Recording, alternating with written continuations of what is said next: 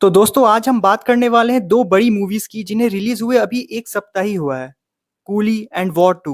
दोनों फिल्मों का बजट काफी बड़ा था, स्टार्स की लाइनअप भी जबरदस्त थी और हाइप तो जैसे आसमान छू रही थी। पर result mixed reviews. Box office numbers तो अच्छे हैं लेकिन ऑडियंस का रिस्पॉन्स काफी डिवाइडेड है। देखो यार, सिंपल सी बात है, अगर स्टार पावर को हटा दिया जाए तो दोनों ही फिल्में अपनी कहानी और एग्जीक्यूशन के दम पर स्ट्रगल करती है। फैंस तो चलो इमोशंस के चलते इसे ठीक ठाक भी बोल रहे हैं, लेकिन जिन्होंने ज्यादा एक्सपेक्टेशंस लगाई थी उनके एक्सपेक्टेशंस पे खड़ी नहीं उतरी है। तो आखिर प्रॉब्लम कहां पर हुई?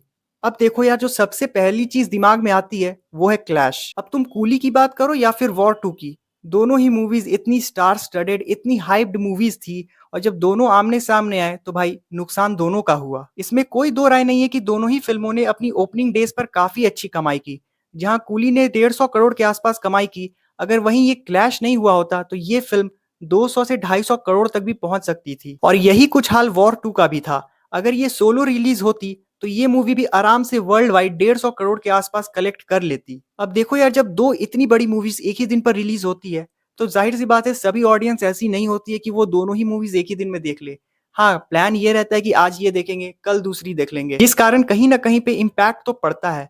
मतलब दोनों ही फिल्मों ने खुद ही एक दूसरे की ग्रोथ को कम कर दिया। अब अगर तुम क्लैश वाला पॉइंट हटा भी दो तो एक दूसरा पॉइंट भी है, जो कि है एग्जीक्यूशन। देखो यार, इसमें कोई दो राय नहीं है कि आप लोगों की तरह मैं भी एक फैन हूं, लेकिन एक बार के लिए अगर आप ये फैन का चश्मा हटाकर देखो तो आपको एग्जीक्यूशन में कमी जरूर दिखाई देगी। अगर वॉर 2 की बात करूं तो जूनियर एनटीआर और ऋतिक रोशन की जो एंट्री है वो काफी ग्रैंड हो सकती थी।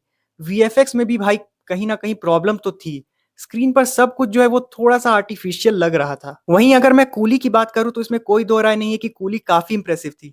लेकिन कूली जैसी मूवीज जिसमें काफी सारे बड़े बड़े स्टार्स होते हैं, उनमें एक प्रॉब्लम ये हो जाती है कि उन सबके सब प्लॉट्स को एक साथ कनेक्ट करने में मूवी कभी कभी स्लो हो जाती है। और आप लोगों ने भी मेरी तरह कहीं ना कहीं नोटिस किया होगा कि वो जो रजनी सर का कैरेक्टर था वो जेलर से काफी मिलता जुलता था। और वॉर 2 ने तो भाई वही पुराना बॉलीवुड का फॉर्मूला अपना लिया।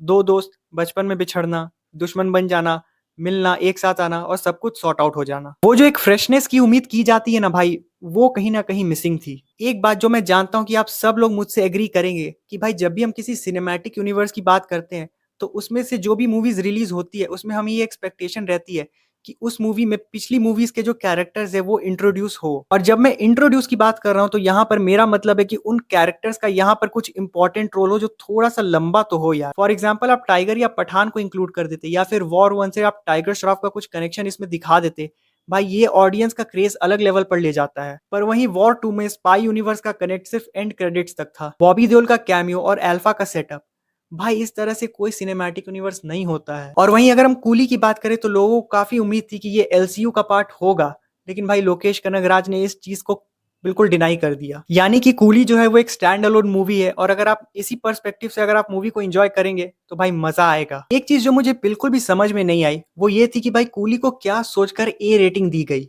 उस मूवी में ए रेटिंग लायक कुछ नहीं था। और अगर इस मूवी को अगर आप ए रेटिंग देते हैं तो भाई हिट 3 को आप भाई रिलीज होने ही मत दो। दोनों ही मूवीज में कहीं ना कहीं वो एक मेमोरेबल मोमेंट जो होता है वो मिसिंग था। कोई ऐसा डायलॉग, कोई ऐसा सीन नहीं था कि भाई जो ऑडियंस थिएटर से निकले तो उनके दिमाग में चलते रहे, भाई पूरा दिन उनके सबकॉन्शियस माइंड में वो चीज घूमती रहे। ऐसा नहीं था। देखो यार, आखिर में मैं बस यही कहूंगा कि यार फिल्म बुरी नहीं है, फिल्म हाँ एंटरटेनिंग जरूर है, आपको मजा आएगा, लेकिन जिस तरह की हाइप इसने बनाई थी उस हाइप पर खड़ी नहीं उतरी है। बाकी अगर आप लोगों ने मूवी देख रखी है तो मुझे कमेंट्स में जरूर बताएं कि आपको कैसी लगी, और अगर वीडियो पसंद आया हो तो इसे लाइक कर दे, शेयर कर दे और चैनल को जरूर से सब्सक्राइब कर दे। तब तक मैं मिलता हूं आपसे अगली वीडियो में।